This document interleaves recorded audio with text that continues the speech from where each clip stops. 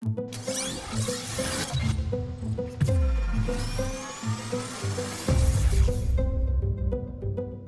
sure to check out MythVisionPodcast.com. Help MythVision grow, guys. Become a Patreon member. You guys will get early access to all of my videos when I'm done editing them. Also, it's a small community where you guys can message me your questions and talk to me in private. You guys can donate also through PayPal. Join our social media links down in the description. We have Twitter and Facebook groups. Help the community of MythVision grow. Don't forget to subscribe to this channel. Hit that bell button so you're notified every time I do a live video and you don't miss any of my content. Like this video and comment your thoughts below because I want to know what you think about all of these things. We are MythVision. Welcome back to MythVision Podcast. Your host, Derek Lambert. Thanks for joining the show again, guys. We're going to get into an interesting topic today about history. I'm not a big history guru. I don't have a lot of knowledge when it comes to the topic of history. You can ask me certain questions. I might know a little bit here and there, but when it comes to really analyzing some of the foundational things we think we understand about history and chronology and such, I honestly have the slightest clue. I don't have the slightest clue. I couldn't tell you. I wouldn't be able to make a strong argument. I stand with consensus because it's all I know. Not saying it's accurate 100% or anything. It's just all I know. But I have a good friend here I'm going to be interviewing today. And Steven Sorensen, he has a YouTube channel. Go down in the description as well as a website. All the links you guys can check out. Make sure you guys check him out. He's on Facebook. He's got a Reddit. He's got Discord. He's got links for you to donate if you are interested after this show. And you see, hey, this guy he's got a similar passion as I do. He's critical. He really wants to investigate and analyze this stuff. You guys can help him out by going down in the description, checking out all the links, and show my friend some love. With that being said, welcome to the show, Steven. How you doing, brother? Hey, Derek. Thanks for having me back. I'm doing well. How are you doing? I'm doing good, man. I'm just, I'm wondering what you're going to bring today. You told me, don't worry, you don't have to know anything really much in order to get into this conversation and understand where you're going to take us. So you yourself are currently going to school, I think in the field of history in some. I'm a history major. Yeah. Awesome. I'm pursuing my bachelor's right now, but I want to go all the way to the PhD. I know it's a long ways off, but that is in the plans. Yeah, I know that could take some time and money and lots of resources to do, but I know we've talked many times in the past and you're serious about trying to understand a lot of the stuff. So we might as well jump in instead of boring people to death and get into some of the topics. You sent me an article I didn't get to really read fully. Tell us what you're going to bring us today. All right. Well, first of all, I'm real easy to contact. Like Derek was saying, I got all my social media links on the homepage of my website. So if you're watching this, and I mean, this is basically just a showcase of my ignorance. Like I'm going to share with you what I do know. And from that, you guys can figure out what I don't know. Super easy to contact. You can comment on any of my web pages, any of my YouTube videos. You can send me an email if you don't want to do it publicly. Like I'm not doing this as, oh, I've figured everything out and you need to listen to me, but I'm figuring stuff out. If you want to chime in and help out a little bit, it's really easy to do so. So what I've been looking into here for years now is the foundations of history and chronology. Why do we think the things that we think about history? Like why do we think it's 2020? Where do these calendars come from? Like it's the Gregorian calendar that's most popular today, but where did the Julian one come from? The one that the Gregorian replaced, and back further, where's the Roman one that Julian replaced, and so on and so forth. And then, like Derek said, I don't want to bore you with all the details of calendars and dates and numbers, but we do have to talk about that at some point if we're looking into history, to understand how these things are crafted and built. And so in this presentation discussion today, I've got three main points that Derek was talking about, and you can find this in I wrote it out on a article on my website. It's called Back to the Basics with MythVision Podcast, and you can search for that. I got a search feature on my website. It's on every single page except for the home page. So I'm sure you can find it. It's near the top of the page, but if you want to find that article, Derek might even link it if he wants to, but those are where my show notes are at. And it's a 3-part thing. I'm going to talk about the foundations of chronology, who were the main characters that kind of laid down the style of history that we are more familiar with today.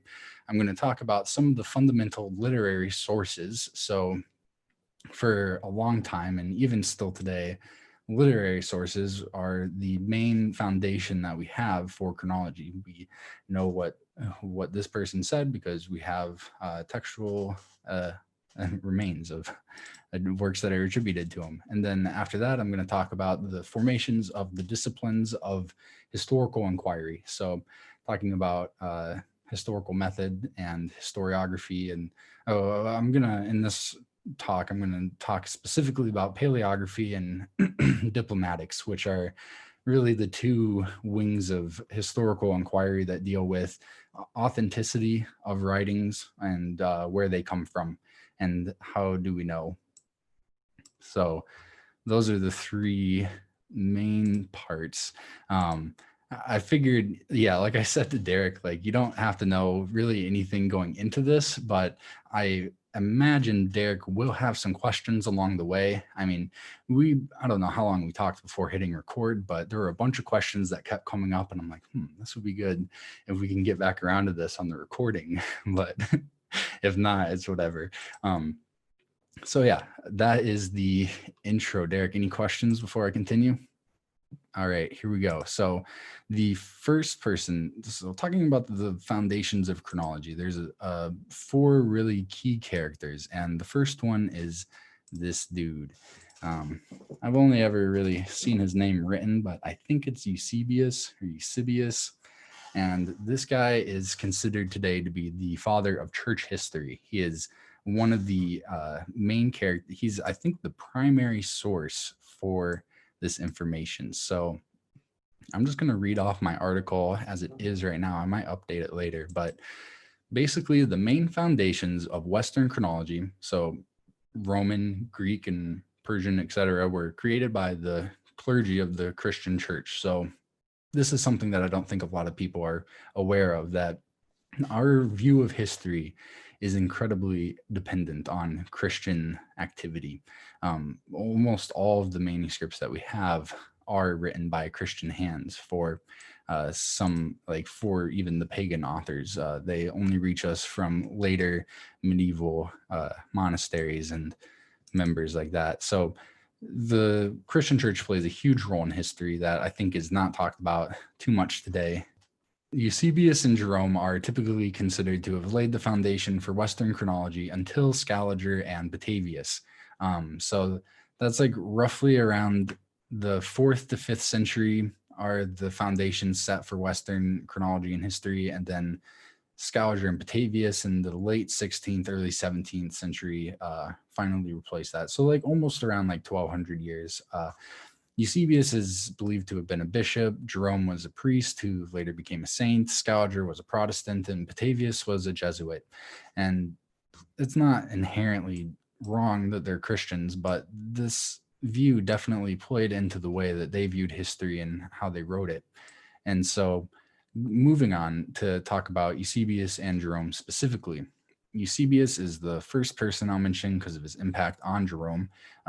Paul L. Mayer, the former Russell H. Siebert Professor of Ancient History at Western Michigan University, reported that Eusebius is today our principal primary source for the earliest Christianity, and his church history is the cornerstone chronicle on which later historians would build. And that is quite a role for somebody to hold, the cornerstone of church history. And I think he's called today the father of church history. And Eusebius himself even mentioned that to his knowledge, nobody else had done. Nobody had put together really the history of the church yet. I think he goes on to say that what he gathered was from fragments that he had found. So fragments of writers, and he put together church history, first guy to do it. The historian of church history, Philip Schaff, noted that Eusebius's works were fundamentally apologetic. They weren't scientific in nature. He was writing with a goal. It wasn't a goal that was meant to, let's really try and figure out what happened in the past. It was, let's make this history work for my religious belief. And so these works of his were largely foundational due to Jerome. And to highlight his importance, he wrote two main works, which is the Church History, which has earned him the Father of Church History title, and then he wrote his Chronology, which is what Jerome took from. I think Jerome took from the second half of it, but he's the largest source of information from the 10 or 11 that we have for the list of Olympic victors, which is the basis of ancient Greek dating. And so our understanding of the early Greek times and when the calendar actually began is largely based on Eusebius. And I think it's the 8th century, like 770 something is when the Greek calendar is believed to have begun. But there's a ton of debate on that too. Some scholars think that it's only reliable after like the 4th or 3rd century BC. And they note as well Eusebius's involvement in that. There's only like 2 other people I think that are really mentioned as trying to put it together. But yeah, this dude is seriously important for historical studies. And whenever I hear about him, it's not really talking about his impact on history, but his impact on church history specifically. And so it's just odd to me that it doesn't get talked about more. Like you said, I'm in school right now, and even my textbooks, this dude is so important for historical understanding. And our textbooks, I think, have maybe 2 sentences devoted to him, and they don't even mention any of his historical works, just his role as I think a bishop. So yeah, definitely an important dude. There's we'll talk about Jerome here for a second. Elias J. Bickerman, he was a prominent scholar in the field of Greco-Roman history during his lifetime. He noted that history had long been put into the service of the church, and that Jerome was the main founder of the framework in which the church and the rest of the Western world sculpted their histories. And so, like I said, Jerome based his history on Eusebius's, and so basically those 2 guys together went to lay down the foundations until Scaliger. So Anthony Grafton, probably the leading scholar of chronology today, also noted basically the same thing as Bickerman, saying, Jerome thus created what became the chronological tradition in Western Europe, one that taught simple Christian lessons and used a single coherent diagram to capture all of world history. And so all of world history is the history from the creation of the world when God created it. Some, I think, around 4,500 or so years prior to Jerome, and then everything up until his point. And so that was what was used primarily until Scaliger. And so do you have any questions? I feel like this is a good spot to take a seat. Yeah, no, this is interesting. It makes me really scratch my head and wonder if what we hear these guys saying can be trusted. I mean, we have good reasons to think that some of the stuff these guys say are doubtful.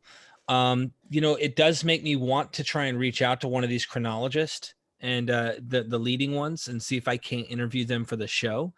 Maybe asking some of your questions and maybe see what kind of answer they have. You might think they're going to come with consensus, maybe, but maybe they got a good argument. Maybe they have something to say that you might see. And that's what I like about you, is that you're like, dude, I'm seriously trying to figure this out. Like, I don't care if this whole thing ends up being accurate to some degree, and the chronology we have is accurate. But I have good reasons to be doubtful on accepting what I'm told right now in light of this. This isn't like just a conspiracy theory type thing. You are bringing real good skepticism, so to speak. And some might say that like Dr. Price's mythicism is a conspiracy theory. But when I ask him, I'm like, dude, is this a conspiracy theory? Just giving that as an example relevant to the topic that my channel usually discusses, which is the historicity of Jesus. A lot of people think that, mythicism is a conspiracy theory. Some mythicists maybe. But when I asked Dr. Price, he's like, no, I really think there's really good evidence within the text and with what we have to suggest that this is a mythological character. Not that it necessarily is just a complete conspiracy, like they're trying to hide something necessarily, but later on people start to euhemerize, and so he has his own opinion and theories on this. Whereas the other conspiracy is that, well, he was just a guy that they made into a god. So the conspiracy is that he was made divine, but he wasn't really divine.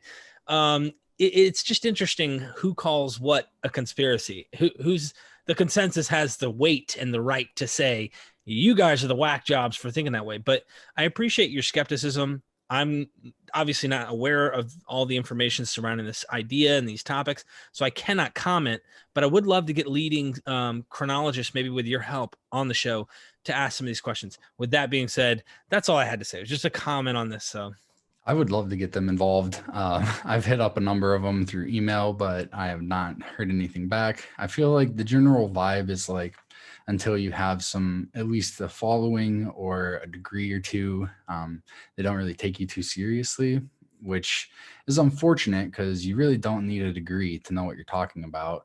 And even to have a fruitful discussion with a person, like to have an interview with them, ask them some questions and see what they think about stuff. But definitely, yeah, I'm trying to figure this out.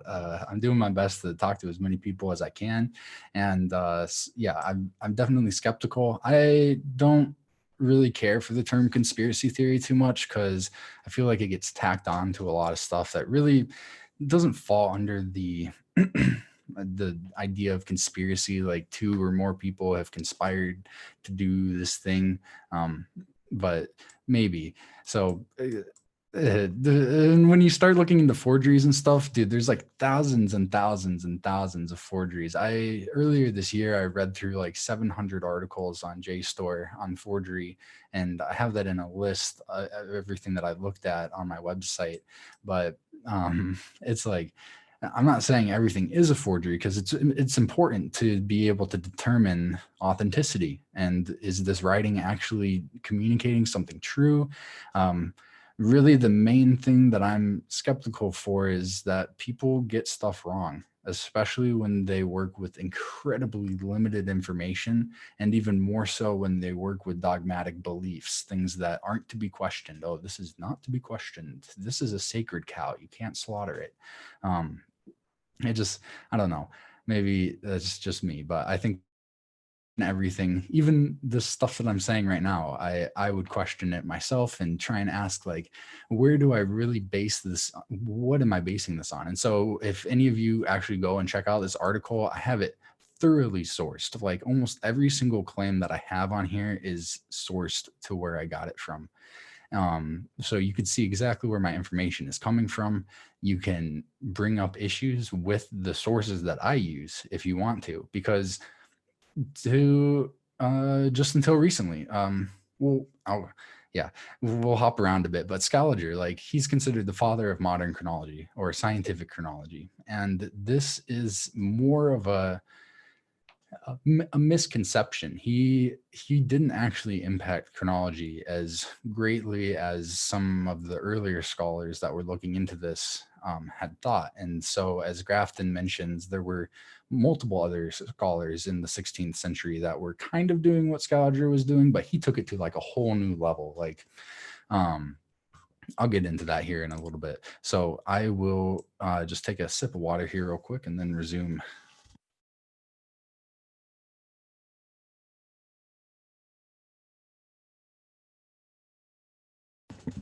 All right. Back to the discussion. So this is Jerome.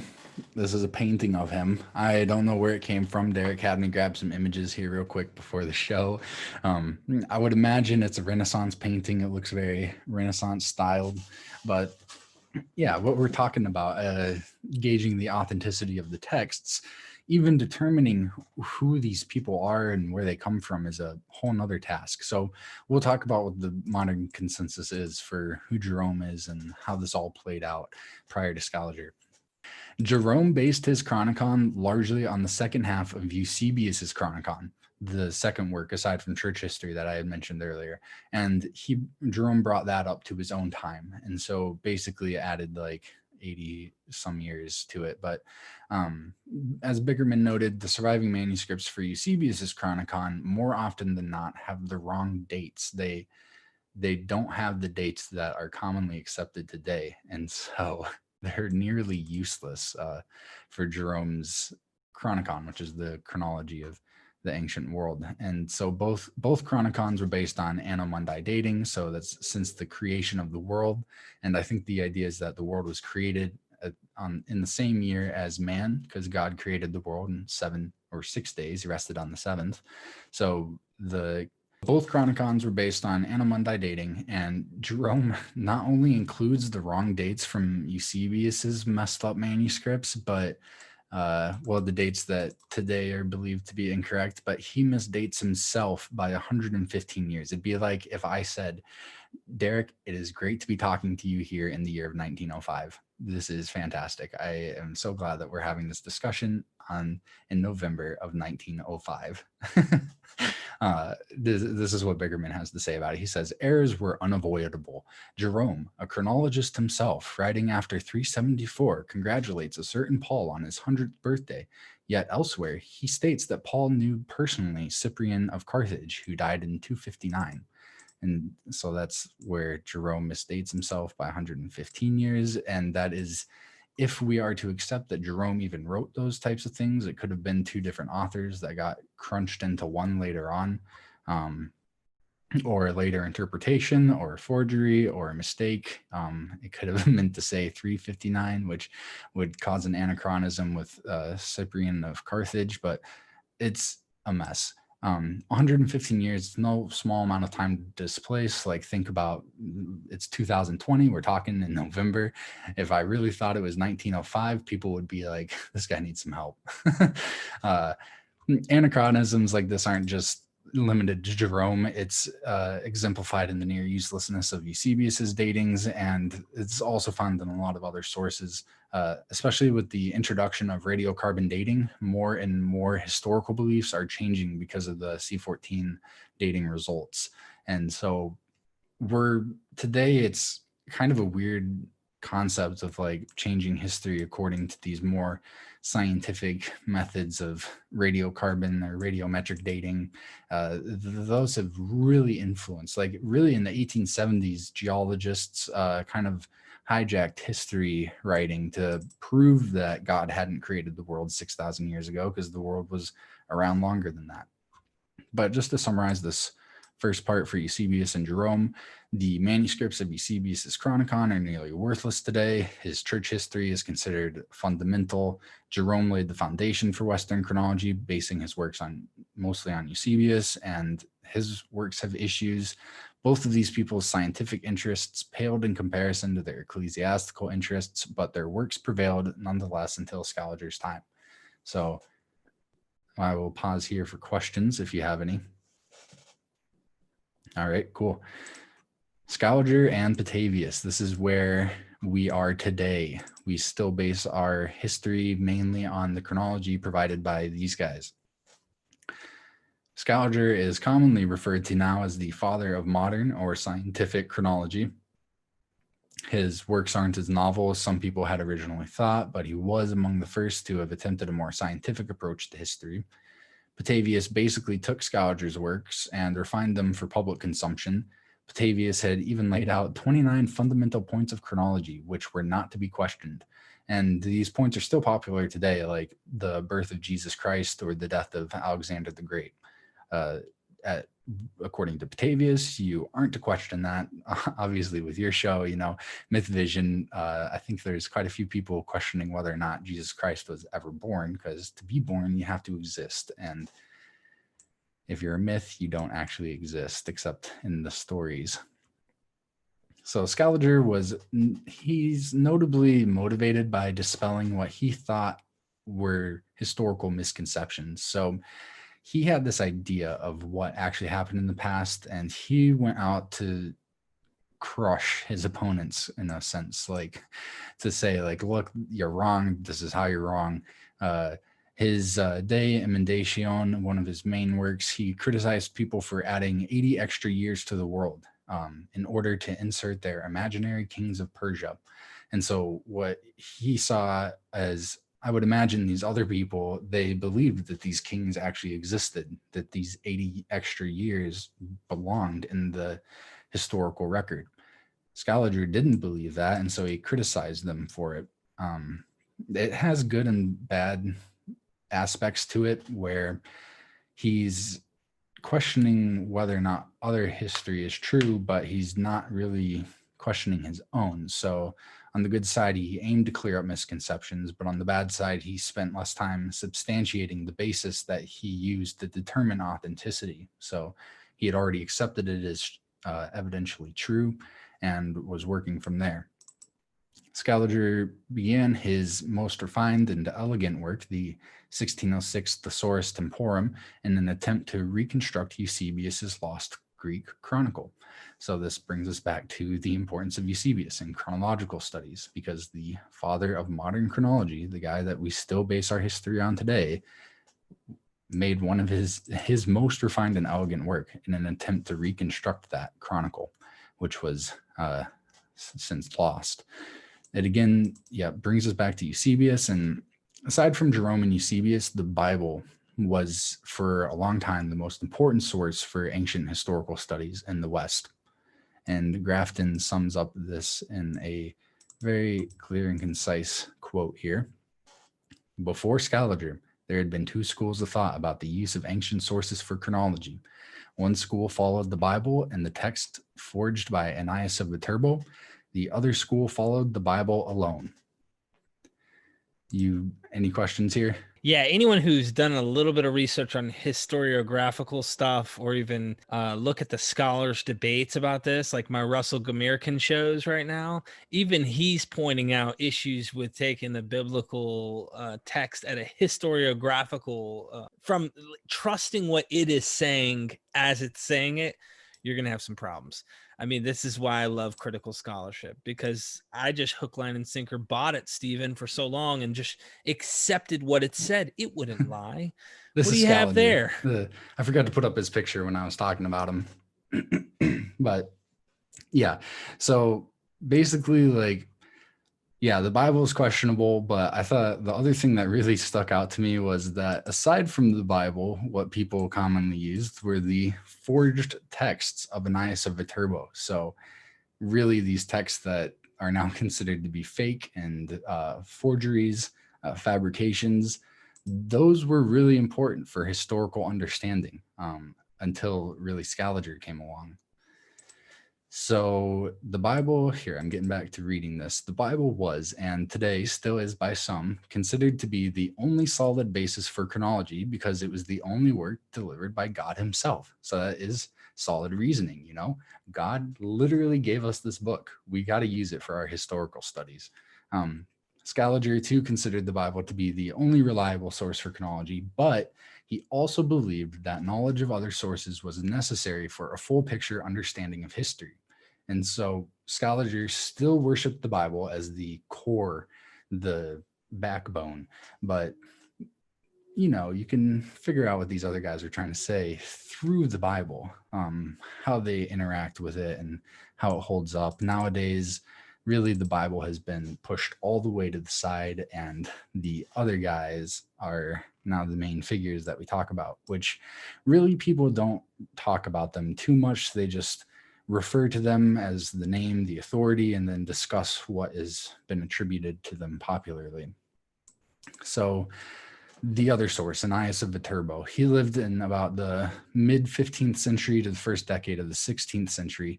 His activities influenced European circles of scholarship until about the mid-18th century. So about 250 years, this guy seriously impacted European scholarship. What he's most famous for today are his forgeries, which caused quite a bit of controversy, received condemnation by some notable characters, including Scaliger himself, but they were still accepted by many, as highlighted in Grafton's quote. And here Grafton continues to comment on it. He says, hard though it is to believe, almost all 16th century scholars were taken in by these forgeries. In fact, virtually every world chronicle and every study of national origins written before Scaliger rested in whole or in part on Ananian materials. So this, I just want to interject and bring up, these are the people that you would be appealing to today. And they're not even in the same ballpark. sciences have developed an incredible amount since these guys. But like, if you were back then and you weren't educated, Scaliger, aside from Isaac Casaubon, aside from him, Scaliger was considered the most learned man in Europe. And so if you're appealing to information from the most learned man in Europe, like as a layperson, that's about as good as you're going to get unless you actually become educated on the topic. And even with that, most of these people were still influenced by these forgeries, which they thought were legit. Like, these are the greatest thinkers. If to appeal to them that's what you have to do. And so the idea, this is carrying over to today. I admit sciences have developed more, but what authorities are still using forged documents? Or even, it doesn't have to be forged. It doesn't have to be an intentional forging. Like, we're so far removed from these manuscripts that misunderstanding can definitely, I think it can definitely explain a lot of these issues that show up. People just didn't know what they were looking at. They were eager to establish their histories. They didn't know what they were looking at. And now we have these authorities that we base stuff on, like Eusebius and Jerome and Josephus. Basically any historian of ancient or medieval times, those became defined and accepted in this time period around Scaliger and after Scaliger. So it just makes me wonder, like, what else do we still have wrong? To continue, I guess I didn't really talk about Batavias too much in these show notes, but basically Batavias just refined Scaliger's work for public consumption. He was a sort of a adversary. He was an enemy, kind of. The Jesuits had a reputation for hating Scaliger, and Scaliger wasn't fond of them either. But Batavias was a Jesuit and recognized Scaliger's genius or his merits in historical studies, and still went on to finish that off. So here is the last little bit from the first part of this presentation, probably the longest part of the presentation. I wonder how many authentic historians are just misunderstood or later fakes. The area of historical studies for fakes, forgeries, and hoaxes, it's severely underdeveloped, which is a shame because, as I have sourced in this article here, the fabrication of antiquities had become big business since about the turn of the 16th century. So about 100 years prior to Scaliger's effort. Big business, faking history. 100 years prior to when people actually started trying to even attempt a scientific analysis of history. Which, again, I'm not saying that all of history is fake, but it's enough, at least for me, to scratch my head and wonder, like, how big of a business are we talking? And I've got a series, I've got one season up so far. It's called Killing Time. It's available for all my patrons. I'm working on season 2 right now. It's going to be way nicer, edited videos and everything, higher quality content. But when I was looking into that, like, basically everybody that looks into fakes and forgeries, I think even Grafton, I've got this Bibliotheca Fictiva. It's this massive book that covers like, maybe 1,676 forgeries or something. It's like the fiction Bible or something, the Library of Fiction, written by I can't remember the guy's name right now, but I got it for my birthday. I've been reading over it all year. Grafton wrote in the intro part to it just a short paragraph saying, it'll make you question the ingenuity of humanity and how creative they can get. But basically, like, most of these guys that have taken some time to look into it, they'll admit, like, history is kind of sketchy, and definitely it is a possibility that we could just have it completely wrong. The father of genealogical studies, I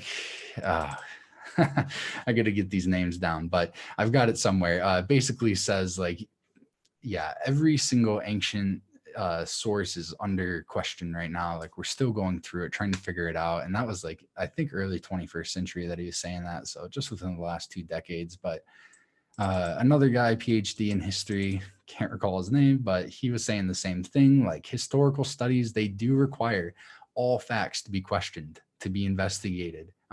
There's never a point in history where we shouldn't be able to go back and say, like, did Jesus Christ really exist? Is this a real person? If not, what is this? What are we looking at here? There's no point where anything should not be questioned, which is kind of the stance that I take is, let's just ask questions. What's the harm in that? And trying to figure out what the answers are.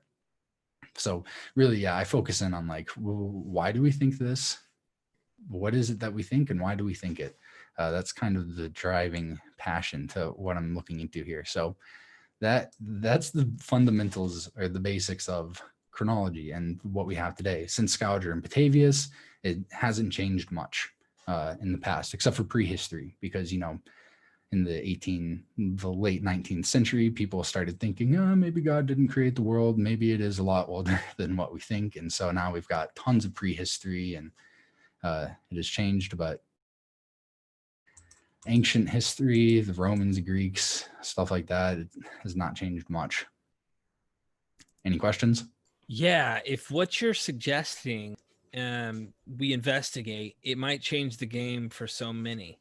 I think it's quite an interesting question to ask. Are we correct in our understanding? What is going on here? And so I think it's honorable. I think you're really trying to understand. You're doing your best to wrap your head around what is forgery, what is not.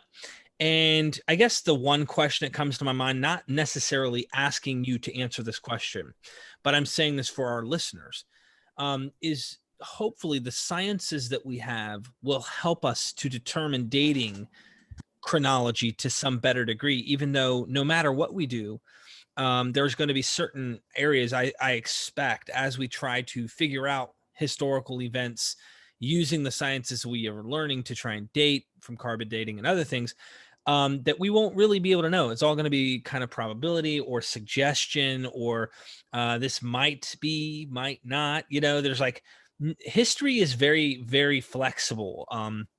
Just did an interview with Tim O'Neill, and he said one of the problems with a lot of dogmatists, and you find this with fundamentalists, you also find this with strict mythicists or others too that are out there. And historicists, all of each camp, if you will, has a dogmatic corner for some, and they feel comfortable knowing they have the answers, knowing they have the truth, and being dogmatic about it makes them confident and feel comfortable.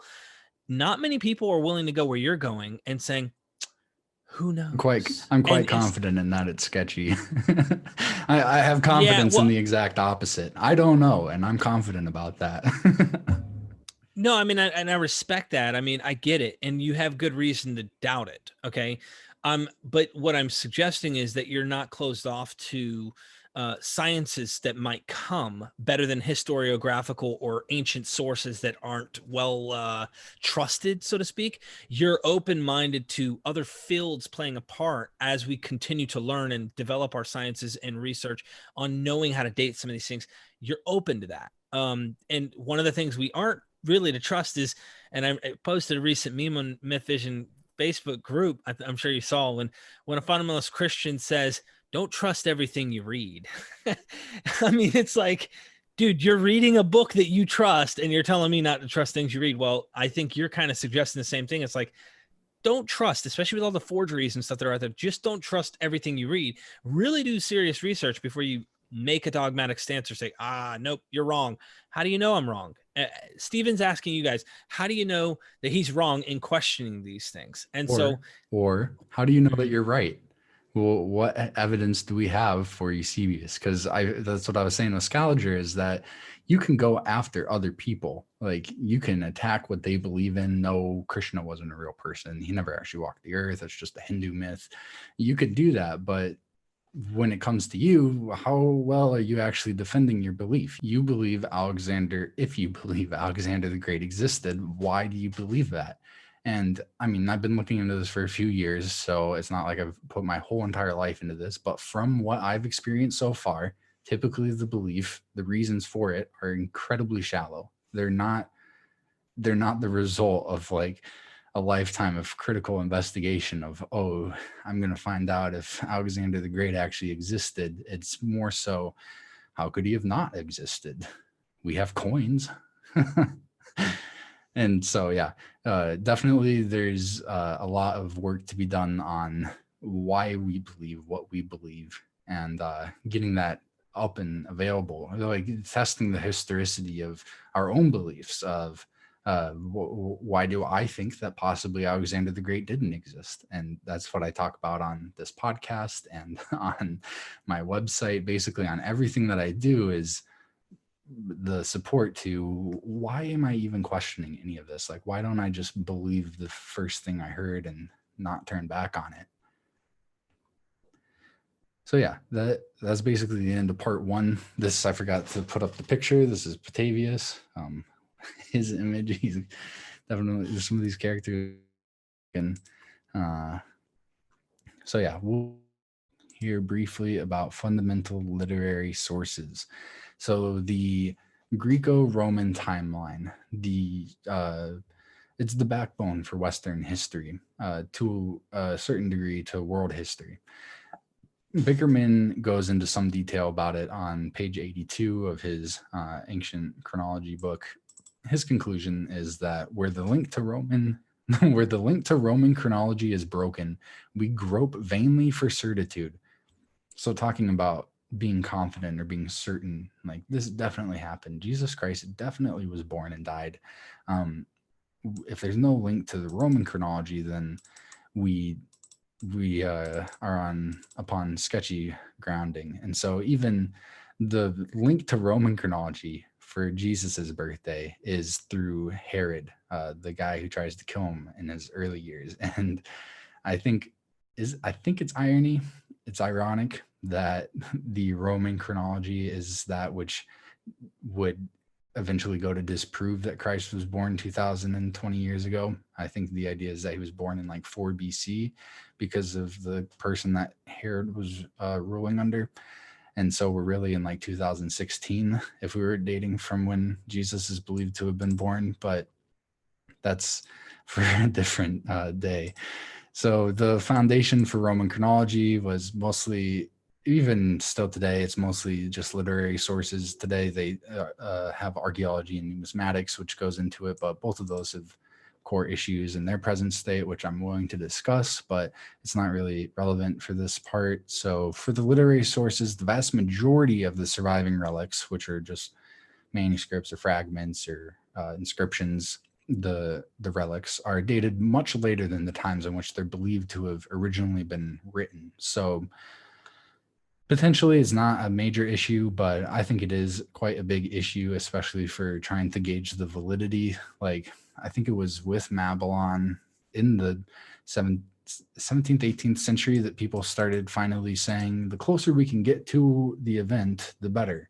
I'm pretty sure I've heard some people say that on your podcast before, and that is the thing, the closer you can get to the event, ideally somebody writing about the event as it's taking place, that's the best source you can get. Like, if I'm writing about my childhood, or if I'm writing about what I ate for breakfast this morning, like, me writing that down is going to have more authenticity than somebody across the world 20 years later trying to figure out what I had for breakfast on November 5th, 2020. So that's just a crude example, but like, people get the point, I think. So the closer you are, the better you are. That's a newer idea, but we don't have anything really that close for these ancient sources. For the Bible and stuff, I know a lot of people have really heavy confidence in the dating of the Dead Sea Scrolls. I think that they're sketchy, definitely sketchy, for the reason that we have absolutely no mention of them until they were discovered in the 20th century. I think maybe some of them were in the 19th, but definitely in the 20th century, a lot of the bigger ones were discovered, which no provenance. There's nothing there to determine whether or not time, and the people that were dating it definitely were not questioning whether or not we can rely upon this timeline. It's sketchy. Another thing which I think is an issue is the lack of interest in shedding light on the ownership. So when you are talking about the Dead Sea Scrolls, people don't want to talk about that. They don't want to talk about where did these actually come from? Like, what can we tell about how they were there for so long? The history of these surviving literary relics. There's a Center for the Study of Manuscripts or something. I think it's by Wallace, possibly.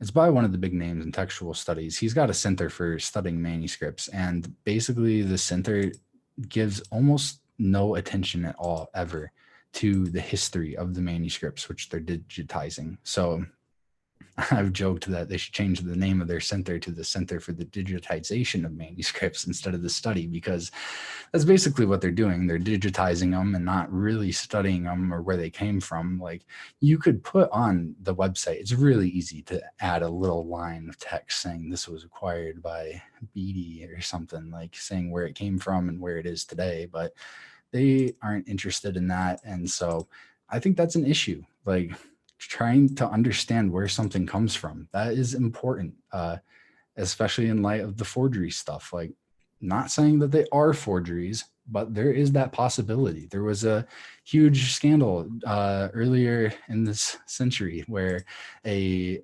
sidereal nuncius of Galileo, it was believed to be a picture of the moon that Galileo hand drew himself.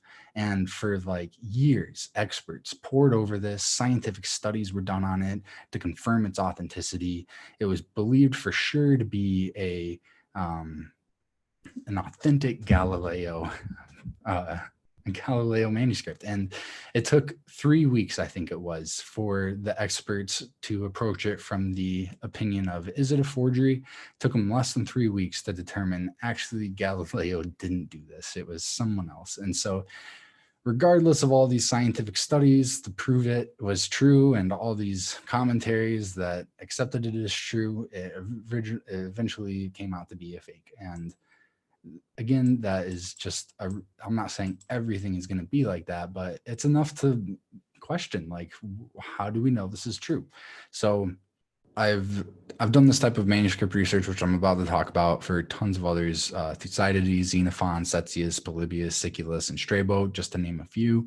Roman historians such as Livy, Sallust, Tacitus, Suetonius, Pliny the Elder, and Dio Cassius, among others. And the majority of their surviving records are obscure. They've been given little to no attention at all.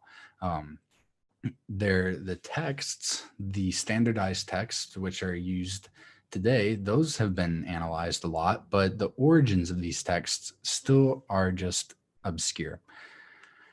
Again, prior to Scaliger, even to a degree after him, the pagan authors were not considered strong authorities for history. So even until recently, they weren't really. It was around like the formation of the disciplines in the 18th, 19th century that a lot of these manuscripts have their earliest provenance, because people are like, maybe we should pay attention to where these things come from instead of just accepting it all at face value. So Herodotus and Varro. I chose between them because Herodotus is commonly called the father of history, and he's a Greek historian, and Varro has long been credited with determining the date of the foundation of Rome, which is the foundation date, which is currently popular. Momigliano, a famous name in historical studies, he commented saying, "It is a strange truth that Herodotus has really become the father of history only in modern times." And I included that just because it's like, it really is a modern perspective. Like, the things that people think about history today were not thought about history just even a couple hundred years ago.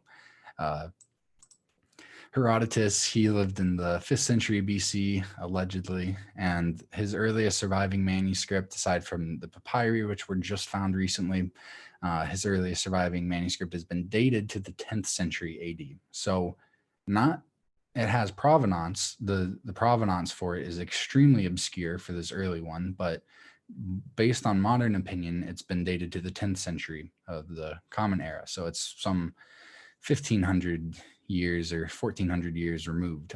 Varro's earliest surviving manuscript's been dated to the 11th century, possibly his 16th century provenance, but it's mostly obscure. And so here we've got Varro from the 2nd to the 1st century BCE, his earliest ones from the 11th. So for Herodotus, there's a gap of about 13 and a half hundred years. For Varro, there's about 11 and a half hundred years. This is a lot of time. Like, it's not just, only around 1200 years. Like, that is a ton of time for the earliest surviving record of this person to actually having the person. So who knows really the differences, but that's for later. So these are just the gaps based on the recent datings of the manuscripts. These aren't even the gaps on the earliest provenance. Like I was saying with Varro, it's dated to the 11th century CE, but it possibly, like, maybe we know about it for sure today. We know where it's at, but maybe we kind of know where it was in the 16th century. It's just obscure. That's the word for it. The reason that provenance is because it helps strengthen the authenticity of the dating, and no provenance is sketchy at best. Like, if for the Dead Sea Scrolls, if the only thing we know about it is that, yeah, we had it in 1960, that is not very good provenance for saying for sure, like, thing for the last 2000 years, we got it now, you can trust us, it's from 2000 years ago, no doubt about it. And obviously their arguments are a bit more complex than that, but I think it's mostly based on the radiocarbon dating is the main go-to, where they say, well, it's been radiocarbon dated and that's reliable, which I have issues with. And then aside from that, there might be some linguistic arguments that you can make. Oh, the language goes with what else is there, which is really based on, well, these other manuscripts, which we believe are from that area, they kind of sound like this manuscript that we just got here, so we can date it to then, but it's obscure and incredibly sketchy. So that's the case for basically all of the ancient sources, and even for a lot of the medieval sources. We've got manuscripts. I was talking to Derek about this earlier, so we'll move away from biblical studies. We'll talk about English history. The Anglo-Saxon Chronicle, it's the backbone for English history. It's what we base our modern understandings. Like, if the popular opinion that you're going to learn in school is based on the Anglo-Saxon Chronicle manuscripts, and these all have such sketchy origins, and the people that, it's just like nobody's looking into them either. Like, biblical studies has a lot more scholars looking into the texts and the traditions than English history does. There's significantly fewer, and it's just so odd to me because it's, I don't know. I'm not going to get into that too much, but basically we've got these manuscripts for the Anglo-Saxon Chronicle. The very first one, I've done a bit of a deep dive into it. Its provenance is so sketchy. It's named the Parker manuscript after Matthew Parker because he's the first one that we know for certain had it. And maybe we don't even know it for certain that he had it, but that's who it's attributed to. That's why it's got his name. We believe that he got it from Nicholas Wotton, and where Wotton got it, it's anybody's guess as to where it came from. This is one of the most important manuscripts for English history. Nobody seems to care that nobody knows where Wotton got it. Nobody knows how or when Parker got it from Wotton. Really, it's just got an incredibly sketchy history, even as to where it is. There's some conflicting information out there, and the libraries aren't really responsible for knowing all about the books. They're responsible for taking care of them, but even the librarians don't seem to care too much. I've talked to one of them. It is just a sad state of affairs, in my opinion, that people aren't more interested in looking into this. Like you said, I'm really open to all of this. Like, I would not care if it turns out at the end of the day that modern scholarship, the popular opinions, all that stuff, it's correct. But I still want to know the answers to some of these questions. Like, I know for a fact that nobody yet, I've had this article out for months, nobody has commented on it. Nobody's commented on the video yet, answering any of the questions that I have about this manuscript. One of the most fundamentally important manuscripts for English history. There's not a single Englishman out there that wants to know for certain his history, much less like anybody else that's interested in English history. Just blows my mind. I'm an American. I've never left America, but I feel like I've got such an interest in world history, more so than a lot of people do. Or maybe I just go about it in a more critically minded, like my interest level is the same as those people that are super interested in it, but I want to know the basis. I want to know exactly what it's rooted in. So that is my spiel on the fundamental literary sources. It's basically like every source is sketchy until the 17th century. So Stephen, this is really interesting. I share some of your skepticism. I must admit that's kind of a dangerous ground to walk on. Like for some, you got to imagine, right? Like we can't know anything. There's no way to know, which Dr. Price talks about this. He says that biblical or critical scholars in the New Testament, if they don't firmly base the 7 Pauline epistles as authentic, their entire foundation is ripped beneath them, and they cannot. He says it's almost like they know better than to doubt the authenticity of the Pauline 7, because if they do, their entire theories of the development of this religion and such, not saying they can't speculate, but they can't like be somewhat certain or have some type of like solid argument by saying, look, we know Paul came first, or at least writing wise, Paul's earliest. And then, they make all these arguments. Sorry if you hear my kids in the background. That was my spirits in my dungeon. No, but Stephen, like, I hope that this video gains attention, to get a serious person, maybe a chronologist, to consider coming on the show. And look, what do we want? We want critical thought, right? So we want someone to come on here and pretty much prove you wrong, right? We want someone to come on here and say, all right, Stephen, look, I understand you're looking for something with firm provenance, and I understand some of the stuff's, really skeptical. Should we accept it? But I'm going to explain some things that maybe you haven't considered, and here you go. And maybe you can join me for the show. That is what I want, not hateful, argumentative, bashing with derogatory terms and disrespect. No, I want real questions to be answered the best we can and see if it stands the test. That's what I want to hear. And I hope that you'd be willing to join me for something like that. But I would be about that. Yeah, definitely. Anybody that wants to talk about it, I am willing to get on cam. Honestly, I prefer to do it on camera because like so much gets lost over text. I feel like a lot of people, when I'm commenting some of this stuff, like they're like, oh, this like this guy. I'm just looking for my list of questions about the Parker manuscripts. So anybody that's out there, and like you said, bringing people on to show exactly where I'm wrong. Like I think I've got everything correct so far on this presentation that I've shared. If you think I've got something wrong, I don't care. Like I welcome you to share that with me. If you think I got something wrong, don't hit me up and be like, hey, I think you got this really wrong. Like, go to hell. Like, hit me up, be like, hey, I think you got this really wrong, and here's what I think is right. And comment a link or something. Like, give me something to work with.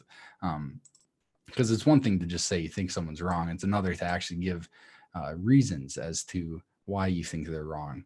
So here's a couple questions just for the Parker manuscript. Anyone listening that's interested in English history, who dated it? Who dated it to the date that it's on right now? When was that date first attributed to it? Nobody has answered that yet. When was it first believed to have originated in Winchester? That's where it's believed to have originated. When was that first conceived? What did Parker call it? The dude that it's named after, did he call it the Parker Chronicle? I'm Matthew Parker, and this is my Parker Chronicle. Like, when was it named the Parker Chronicle? And does Walton ever mention where he got it or what he called it? Also, when was the library at Corpus first called Parker Library? Because there's Corpus Christi College, Cambridge, the library there is a library. And I have not found the answer as to when that occurred. Also, when did Walton give the Parker the manuscript? There's a lot of questions, like really basic ones, like when was the library first named the Parker Library? That seems like a really simple question. Nobody's answered it yet. Pretty fundamental dude to be the owner and the person that one of the most fundamental English manuscripts is named after don't even know when the library was named after him, much less the manuscript. So yeah, that's, I can get in. We got just one part left to go through here if you want to tackle it. So final section, part 3, formation of the disciplines. Let's talk about how do we date stuff. We're going to have chronologists on. I'm going to discuss with them. We can have archaeologists, paleographers, etymologists, diplomacists, literally anyone that studies historical information. There's a host of auxiliary sciences for history, but basically there's a number of disciplines which are used today for dating literature, but the two most important ones are paleography and diplomatics. Paleography can be defined as the study of ancient documents and their provenance, of old types of handwriting and of obsolete forms of the language. Diplomatics can be defined as the science of deciphering old official documents as charters and of determining their authenticity, age, or the like. And so these are two almost, they're like twin sciences or twin studies that are both important for gauging the authenticity. How do we know that what we're reading is true? And the history of where did this thing that we're reading come from? And the guy that is the credited father of these is this dude, Magellan. He's got such a cheeky look in this picture. I laugh every time I see it. He's sort of like, he's writing with his pen and he's like, oh, I didn't mean to interrupt you with my writing. I'm just gauging the authenticity of these documents. So Magellan and Montfaucon. These are the two characters that I've got for talking about the disciplines. The paleography and diplomatics, mainly founded in the 17th and 18th centuries. Magellan is the uncontested founder of diplomatics, but the founder of paleography is either split between him or Bernard de Montfaucon. Both of these dudes, to go back to talking about Christian influence on historical understanding, both of them were French Benedictine monks. They were members of the clergy and held a strong belief that Jesus definitely existed and God was looking out for everyone. But regardless of the titles, the two disciplines gained significant traction with these two key players. So from there, really, it was in the 19th and 20th centuries that those became more so official sciences. But these guys laid the groundwork. And the sciences and humanities, which we have today, were mainly founded in the 19th century, well after the general scheme of chronology had been established. So really, a lot of these they already take for granted that, yeah, we know for sure, Roman 752 and the Greek calendar 774 or something like that. Dude, Jesus was around 2020 years ago. We just got to fill in the gaps between these major events. That's the basis of our sciences and humanities. Like almost none of these have considered like what the result would be if this is fundamentally flawed. They just accept it that it isn't flawed, and then they base stuff on that. So like with radiocarbon dating, the half-lives are determined based on an already accepted timeline, and if you were to wiggle the dating for the artifacts that were used to determine the half-life, that would significantly change how long the half-life is. Just as a brief example, but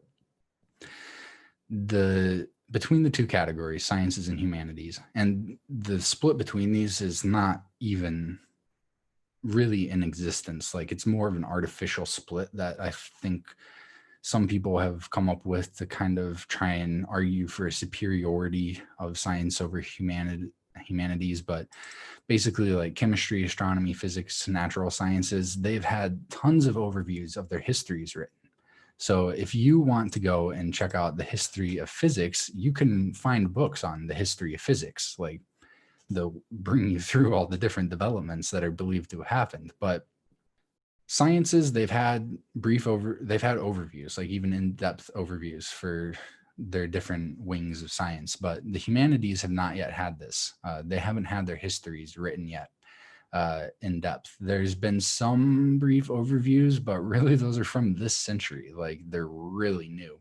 And history itself is considered to be an art. Like, I'm getting a bachelor's in history. It's a bachelor's of arts in history. It's a BA. It's not a BS. It's a whole different thing. But history itself kind of is a lot of a science. It's with the auxiliary sciences, that's really how history is written today, is getting as many of those as you can to back up your position. But as far as the history of history goes, that hasn't really been written. Like, how has history been developed? Like, I would wager that the majority of people watching this video, if they've made it to this far in it, they haven't heard most of the information that I've shared yet. And the information that I've shared so far is really basic stuff. Like, it's stuff that I think people need to learn on day one of looking into history. In the class I'm taking, the book that I'm using, like I mentioned, it's from ancient history until the Enlightenment.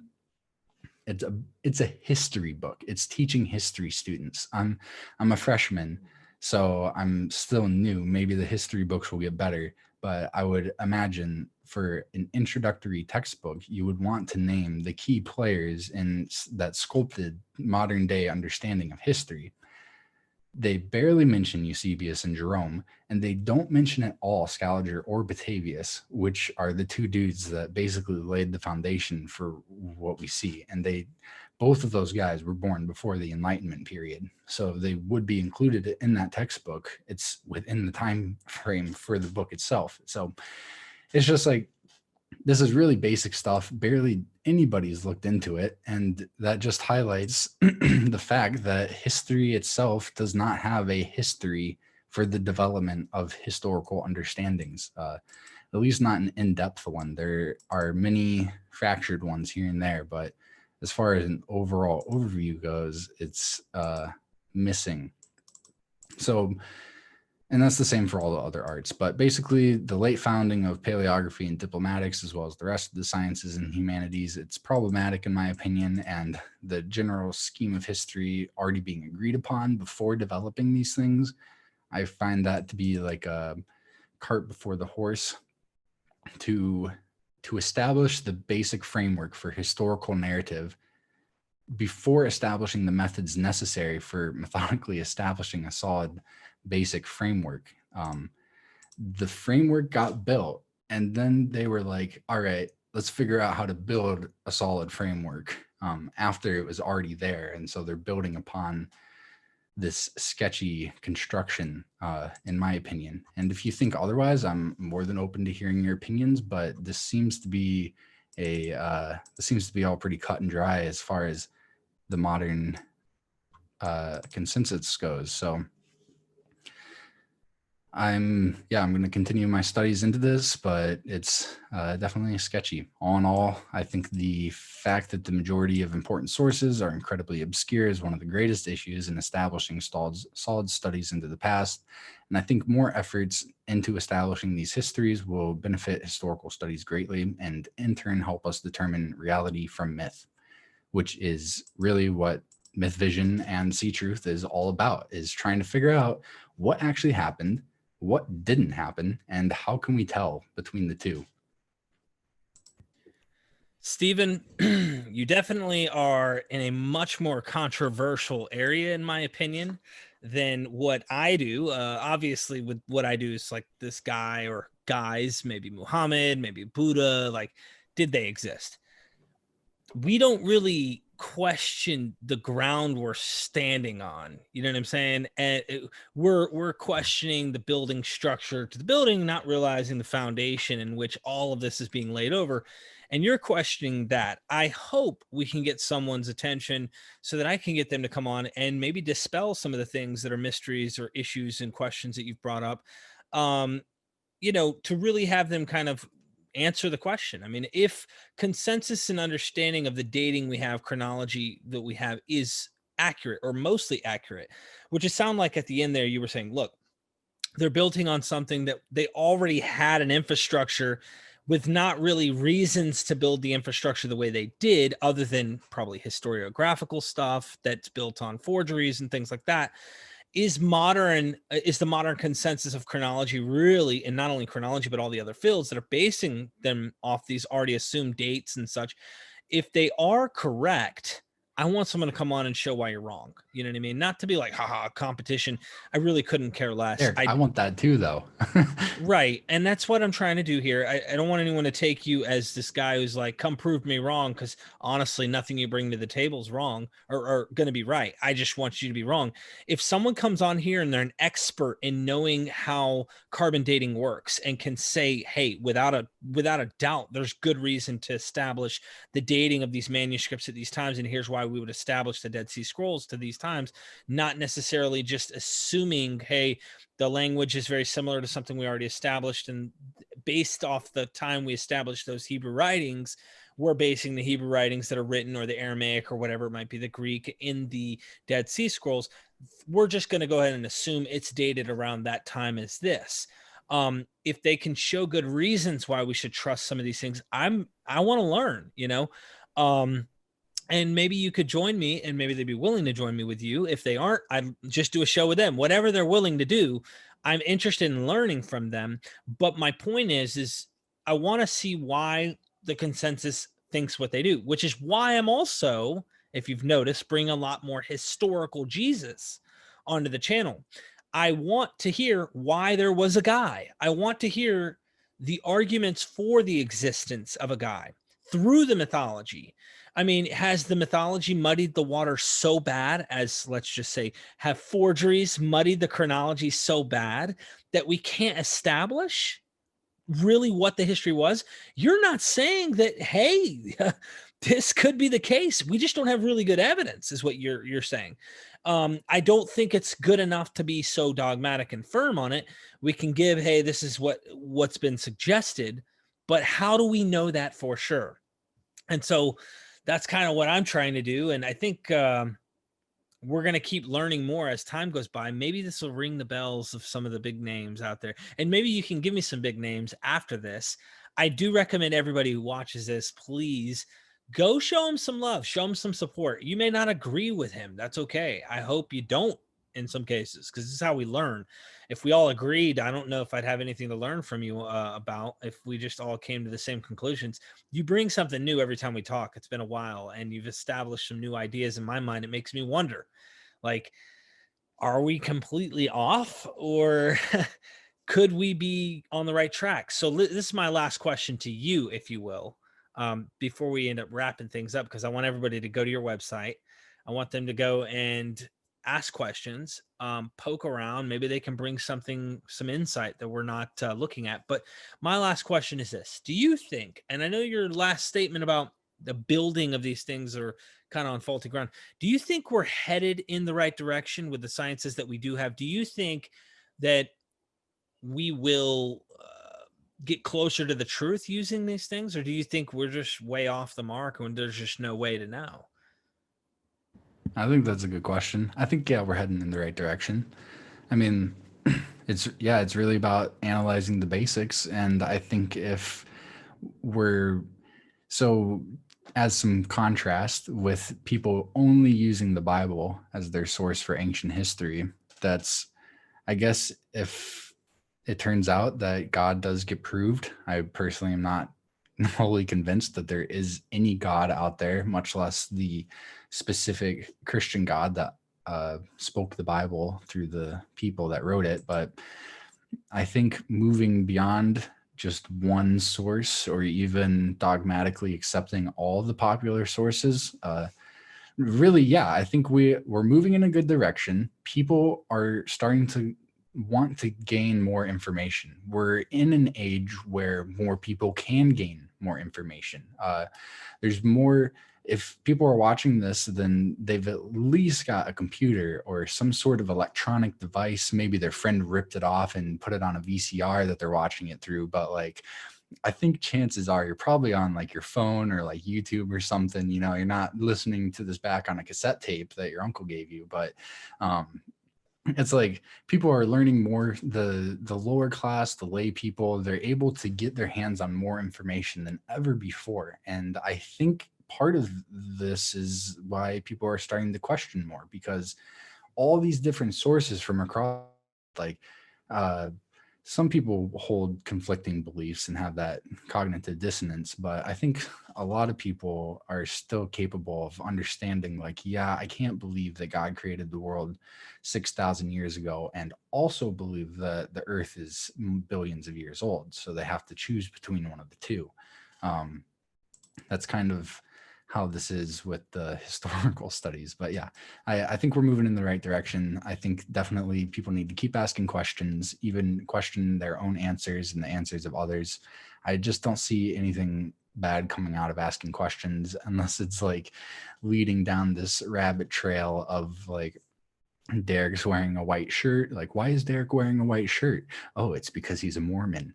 And why is Derek a Mormon? Oh, well, it's because he believes in God and the devil and stuff like that. Like, you gotta analyze these answers. You and your audience I mean, I've been following you for at least a year and a half, if not like 2 years or more. But generally, I think your audience does ask more questions, wants to understand what's true. I mean, your whole channel is MythVision. It's about figuring out what's true and not true, more so about Jesus. But like you said, you have more people on. You've had me on, which I'm kind of, I guess I would identify somewhat as a mythicist, as in I think that tons of people might be myths, like hundreds of characters from ancient history. But even that, I'm not going to be dogmatic. I'm not going to say, like, I think for a fact Alexander the Great didn't exist, and you're dumb for thinking he did or something like that. I'm not really too prone or keen on insulting people if they think differently than me. I just want to discuss the evidence. What are we working with here? What are the actual sources of information that we're using? And so in that, I want to make sure my grounding is safe. It's kind of a weird situation where, like, if history is wrong, it's like it's like it's a house of cards built on sand. Kind of like the biblical analogy, don't build your house on sand, build it on the rock, and the rock is Jesus. It's almost as if, like, I'm looking at this house and I'm trying to determine if it is built on sand or if it's built on rock, and it's hazy. I can't tell for certain yet, but I'm inviting other people to come look at this and tell me, do you think that's sand that it's on? Like, is this really a solid building to be hanging up all these tapestries and doing all the intricate design on it? Like, is this just going to fall in 5 years? So yeah, please come join me. Even if you do want to say how much you hate me and what I'm doing, you can comment that. I am kind of interested in seeing, like, what people, I guess, like, what the hate filled have to say. But more so, I want those scholars. I want the people asking questions or offering information that I don't yet have. Like, chances are, if it's a really basic historical thing, like what Derek was saying about having people on to asking questions, like, well, have you ever considered the linguistics of this? Chances are, yeah, probably I have. And I have questions about that. And so while Derek was talking about having people on to ask me questions, I just imagine it going, they're going to get in here and I'm going to have a couple questions for them to see what they think about stuff. And so, yeah, I'm interested in coming back on, having a 3-person discussion, maybe have Derek moderate it and then have a back and forth. I wouldn't consider myself an expert.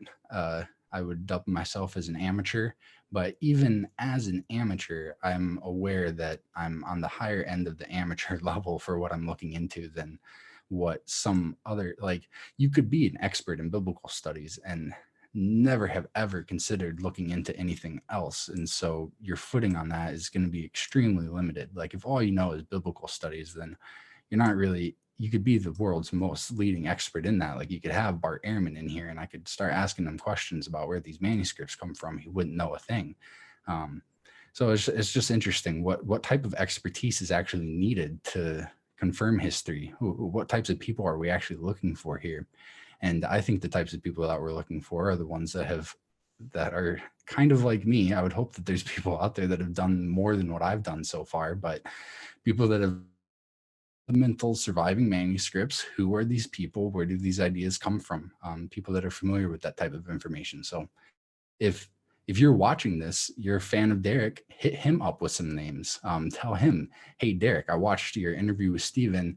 I think so-and-so would be a fantastic person for him to talk to, because I do want to learn. Like, really, I love learning. What's the term? Infophiliac. I love new information. I'm not an infophobic. I'm not afraid of information. Please comment it. Then, like I said at the very beginning, all of my articles on my website allow commenting. All of my videos on YouTube allow commenting. I've got my email up, easy to find. I'm super easy to contact. If you think I got something wrong, let me know. If you think I got something right and you're just hearing about it through me, let me know. Hit me up. I want to talk to people. Steven's social security number is, no, I'm just kidding. So I got my social, I got my address, my blood types up there. Right.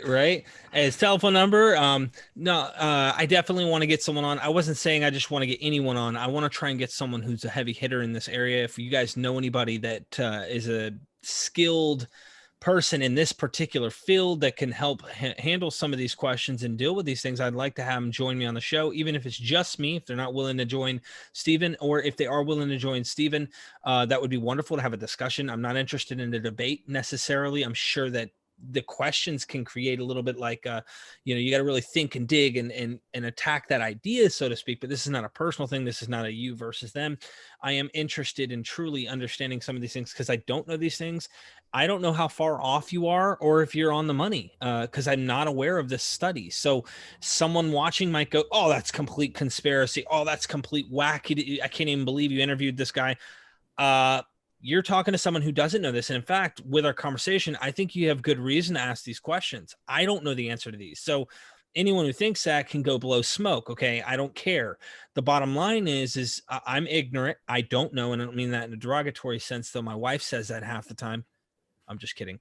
So I mean, I'm really ignorant on the topic. I want to learn more. I want to get a professional to come on here, answer some of these questions, because most of you who are probably like me are going to say something. Steven's going to go, I have an article. I've already talked about this because I'm tired of repeating the same answer on my skepticism and why your etymology doesn't work or why you throw up carbon dating. But if I have a professional or an expert in the field on carbon dating, an expert in etymological things, or an expert in something that might help date concretely some fact that you would say that dates prior to, let's say, the thousands AD, I would be interested in finding out how we can date those things and what we can do to concrete some of this stuff. So Steven, thank you for joining me.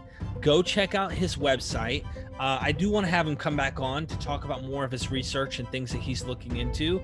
Let me know what you guys think down in the comment section. Hit this a thumbs up if you like the video. I really hope you do. And let me know if you guys have any ideas that I can ask Steven. If not, go ask him yourself, and Steven could share that information with me, maybe for an upcoming show at some point. Thank you for joining me, bro. Thanks for having me, Derek. Talk to you later. You too. And ladies and gentlemen, for any of you who keep on forgetting, I don't know how you keep on doing this. I really don't get it. But in case you do forget, we are MythVision.